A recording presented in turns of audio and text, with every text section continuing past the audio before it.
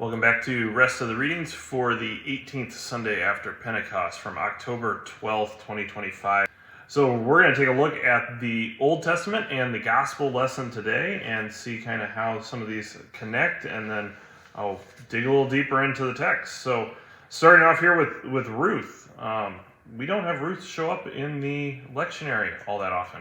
No, and it's interesting too that you really have to know the whole story of Ruth, otherwise you don't have the good news of the whole story there. So yeah, Ruth doesn't show up much. It's a short book, and it's kind of that bridge between the book of Judges and with the tribe of Benjamin being messed up, and then we'll go into the first Samuel with them there too. So but you have that good news that Ruth pops up, that we have this hope coming from Judah, from the tribe of Judah, and of course that's where you have to go to the end of the book of Ruth to get the ancestry line that'll take us down to King David. Yeah, and as we look at kind of the beginning here, as you said, this is kind of somewhere, the story would get placed somewhere in the book of Judges, but we don't know exactly when.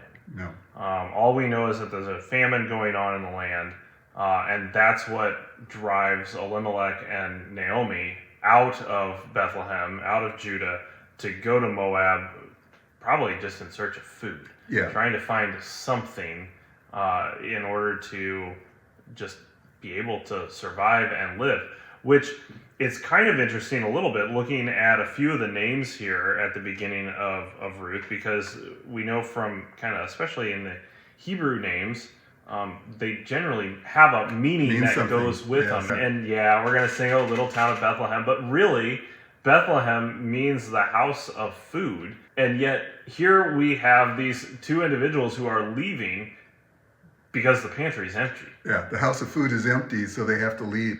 But yeah, just the names there, even Elimelech, which means, God is my king. At the end of the text, which we don't end up reading, she ends up changing her name to Mara, which, so she goes from Naomi meaning pleasant to Mara meaning bitter. And it's understandable too, kind of how she gets to that spot, just because of the fact that, as we see in the reading, all the men die. And so we get that idea, which then, as you go through the story of Ruth and even just this chapter and what her loyalty and devotion to Naomi, we kind of see her namesake playing out here in her characteristics and the way that she ends up interacting with those around her.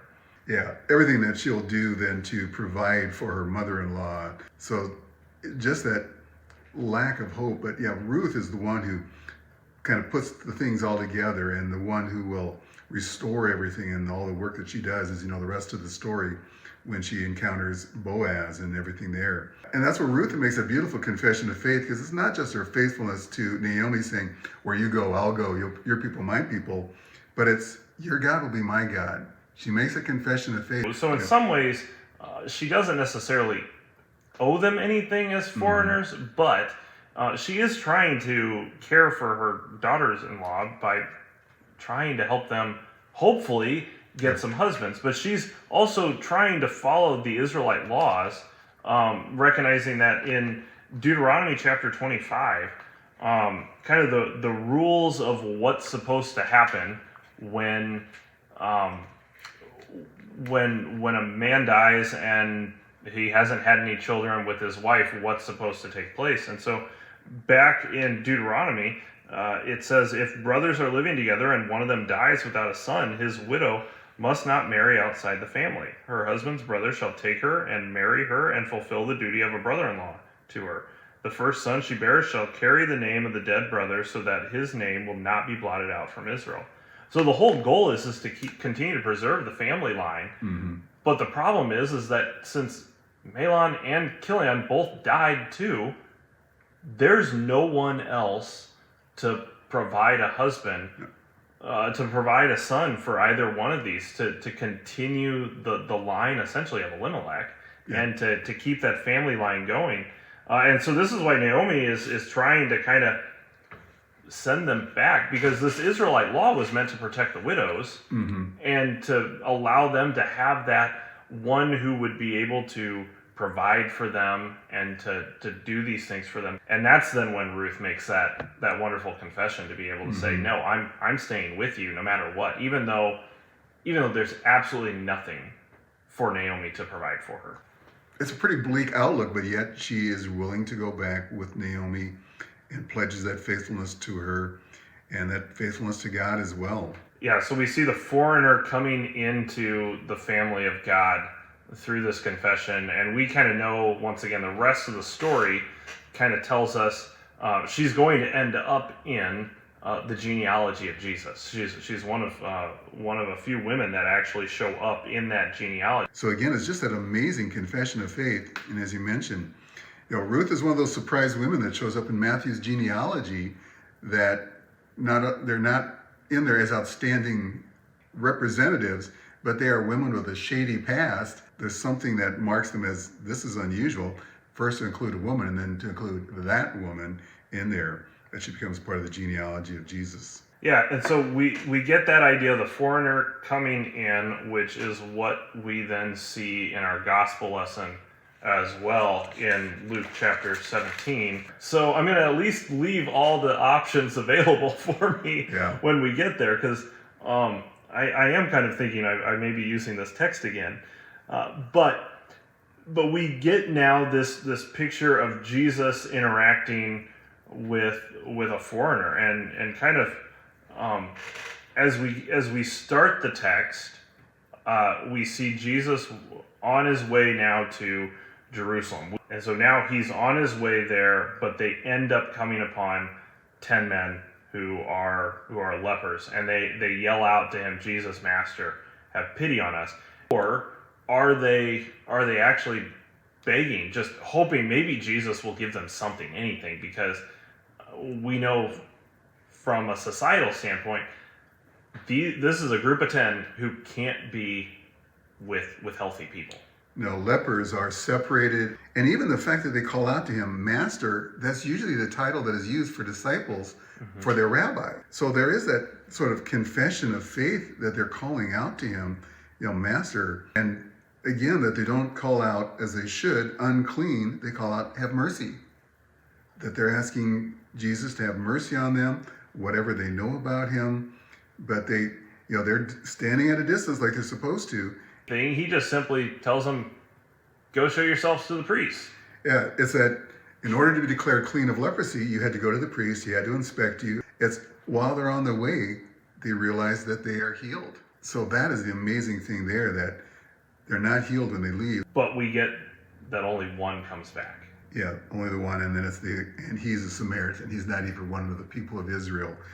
That he is the one who comes back to give thanks to God. And that's where it's that when Jesus tells him, your faith has made you well, has made you whole. That, again, that wonderful thing that Jesus has seen his faith save him. They don't come back, but they're all living witnesses of the power of Jesus, that they are lepers who have been healed. But then it is Luke notes that it's the Samaritan that comes back, and then Jesus comments too, is it only the foreigner to come back? And so it's one of those where we see that connection there between here and our Old Testament lesson of we have the foreigners praising God in the midst of all of this, when the children of God, the Israelites, the Jewish people, you would think they are the ones who are going to be, remaining faithful, giving God the praise, but Naomi's really struggling, and while the other 9 are presumably Israelites, yeah, that whole thing of the outsiders are welcomed, whether it was Ruth the Moabite, or here the lepers, especially a Samaritan leper, that they are welcomed by Jesus. So the barrier is broken down. There's nobody who's separated from God anymore. Yeah, and as far as we want to continue to just kind of go, Jesus has come for just the children of God, those who are the descendants of Abraham. Even going back through the Old Testament, you see time and time again how God welcomes in the foreigner, the one who maybe doesn't have the direct lineage to Abraham, Isaac, and Jacob. It's not just about this, but it's through this family that salvation is going to come. and it's going to be for everybody. And so that's how even today we're able to be a part of God's kingdom, because we follow him, we trust in him. Our faith is in Jesus, who has saved us from our sins. Right.